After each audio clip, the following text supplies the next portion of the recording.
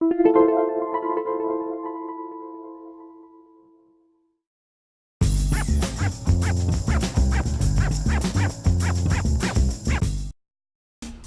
to MyLITV.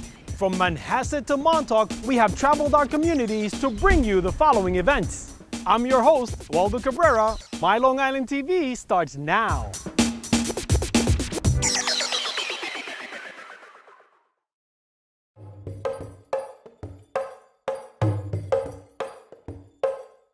We look at Welwyn Farms, and when we see in front of us ruin and chaos and overrun fields that used to be productive, now it's in deplorable state.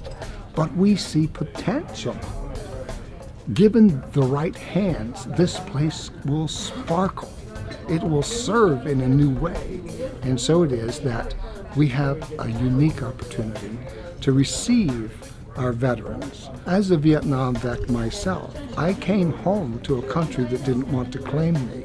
Now, we passed through that as a whole nation. Now, we've learned something about that. And so we're welcoming our vets, young and old, in a new spirit, especially those whose lives have been redefined by what they experienced because they left with 2 legs, 2 arms, and a strong back. And now maybe they're coming back with a spinal cord injury and they're in a wheelchair. They have to redefine themselves and their role in their community. And Welwyn Farms takes a very sensitive approach to that redefinition of self. Who am I now? I am someone who has the wherewithal still to give to others. First, we have to clear 30 years of overgrowth and creeping invasive species that have been defined by the Nassau County Legislature as not good for our ecology. A building has to be cleared of trees that have grown inside of it, and then the building has to be cleaned.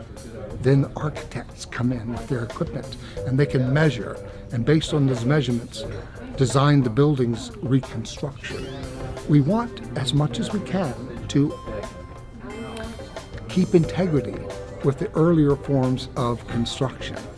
And so we're doing some research about that. We want to restore the greenhouses how they were in the 30s, except we are going to upgrade the facilities that heat and cool and bring water and distribute it. We're going to make that efficient for energy, but we want all those services. We want the glass, if we can, to be like it was then.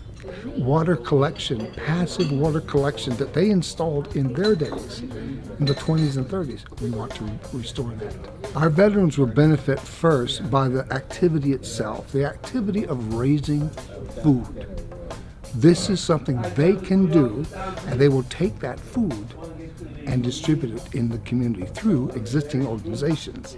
And that will tell them what they have a capability of doing that makes a difference in other people's lives. So we will have vets feeding the hungry. Vets will also feed themselves. They have to be self-sustaining. So we will provide local restaurants on a wholesale basis with vegetables that they need, so they can boast that these are locally grown by our vets. We'll encourage other people to come there and farm. We'll make the space available for them. So these vets are going to be orchestrating all of this. We will give the plan, and the vets will execute. We're in touch and in dialogue with DEC, and they're guiding our efforts so that what we do is environmentally sensitive and responsive, appreciating foraging species. I will tell you that as with every good idea that has some complexity to it, Welwyn has people who support and Welwyn has people who are not in support of. But we've been very careful to look at the laws that apply to the use of preserved space. We're in careful compliance with the law, and in the local community, people are excited about what we can do with children to teach them farm-to-table nutrition. There's an obligation. We have to give back. We have to care for the land. We have to nurture and feed the land so that it can feed us.